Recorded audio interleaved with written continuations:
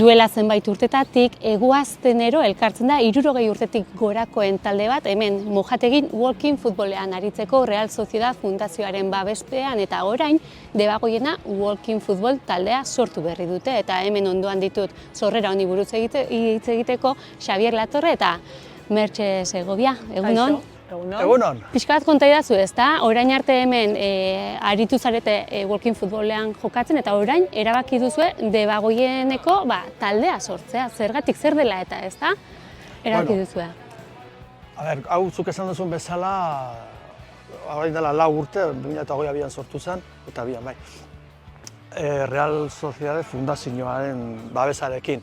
Eta horrela jarraitu dugu zenbait urtetan. Egitzen da hasieran 6, 7, 8 eltzegartzen ginen, ja 16, 17 eta gara, oso ondo joan da. Eta sortu zen ideia Portugalen, Algarben egoten den txapelketa batera aurkezteko. Eta gu hasiera baten nahi ginen joatea Real Sociedaden babesapian, baina esan ziguten beraien estatututan ez zutela onartzen konpetiziotara joatea, baina aukera guztia zeukaula, gu izan ezkero, fundazio bat, fundazioa ez barkatu, beste elkarte bat sortzeko. Eta horrela, pentsago ginen, sortuko dugu Debagoieneko walking futbol elkartea, ara joateko asmoarekin. Eta horrela izan zen, hasi ginen talde bat egon zen hori planteatzen, aber zein daiteke, eta azkenean, Reala ez dauka inongo eragozpenik, bakarrik, zigun bere inezenarekin ez izala joan eta guk egiteko hori. Hori izan da.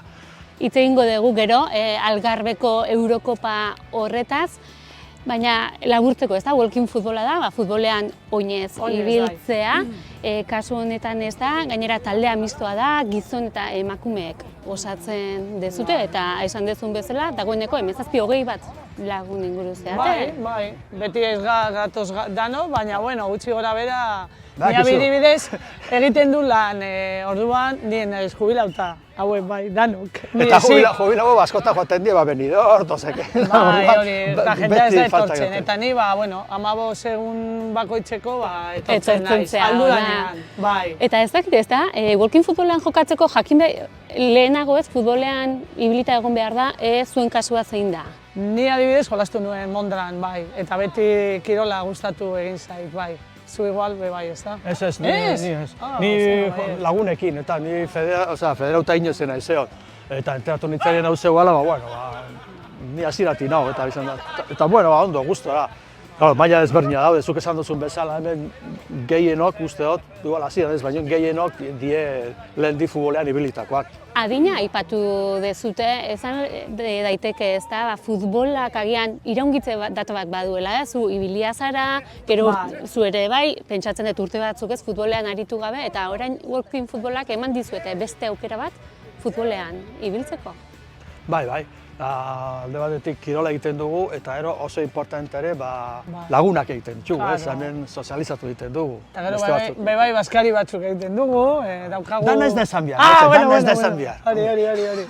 Baina danetik, oso ondo, gustora jatorra. Hori da. Eta oso gustora gauz danok, gainera. Taldea aipatu duzu, horrek ez da, adineko pertsonetan ez, hortxe dago, ez da, bakardadearen gaia, horri aurre egiteko modu bat izan daiteke, ez da, alako ekimen batean parte hartzea? Bai, noski, nik uste oinarrizkoa hala, ez? Alde batetik kirola egiten dugu, eta talde bat osatzen dugu. Eta astean behin bakarri, igual bi egun, baina, jendea, bere gauza dauka, eta ezin eskoa izango zen igual, ez da?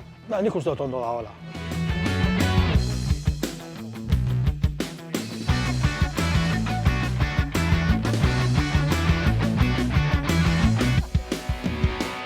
Markel, zeu zaitugu ez da, hemen Debagoiena walking futbol taldeko entrenatzaile kasu honetan, da honekoz ez da, hainbat urte, 2022tik aizeate hemen entrenatzen, ez dakit, ez da ze helburu duzke walking futbol honetan? Sortu zanean, helburu nagusi esan, 60 urtetik gorako jendei, batez egia jubilauta zazen nahi, kirol aukera bat ematia, euren egunerokotasunean, kirol hori inalizeteko, eta jubilazio edo hirugarren adin aktibo bat eukitzeko.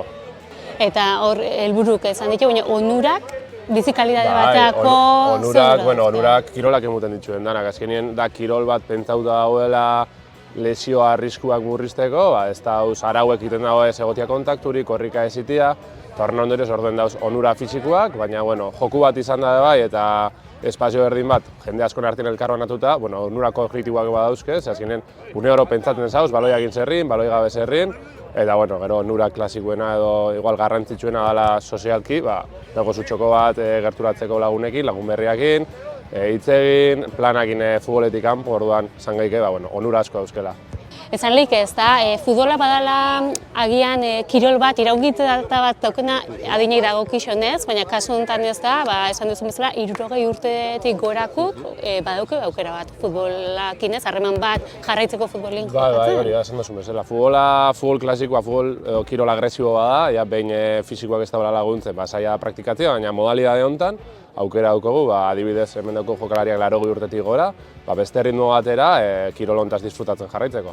Eta igual ez hori bakarrik ez, esan genezake adineko pertsonak kirola itebela, baina agian geixo izateala bakarkako kirol bat, eta kasu honetan ez, taldeka egin kirol bada, eta horrek igual balixo lehik bakardade horri aurreiteko, zezango zen dute? Bai, guztiz. Azkenien hemen elkartu da herri ezberdinetako jendia, hasieran ezautzen ezianak, gaur egun ja lagunak die, hemendik kanpo planak ite dituzte, esaten duzun bakardade arlo horri laguntzan dira temuten dutza, eta hortaz gain bai, esango neuke, azkenien adinakin aurrera goia zen genien, gero ez da kirol, lasaiagoak edo jokuak ez dien kirolak ite ditugu, pasiuak, mendira joan, hemen aukera daukie, pentsatzeko eta ideia ezberdinak aurrera eramateko bestela. Oinezin itia da, oso erraza da, oinezin itia bakarrik, eta hemen, gehiago egin behar dago.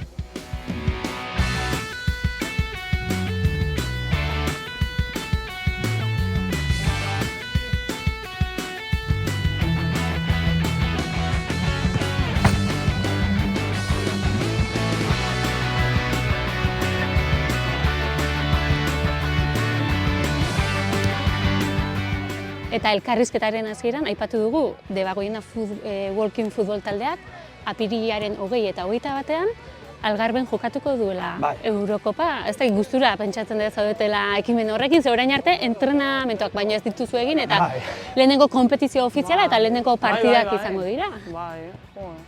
Bai, oso orain dela 2 egun bialdu ziduten talden zerrenda, ze talde hartu duen partean, ez? Eta irakurtzen duzu Norwich Walking Club, England, Southampton, South Africa, Australia, eta Debagoiena Walking Football elkartea, Basque Country.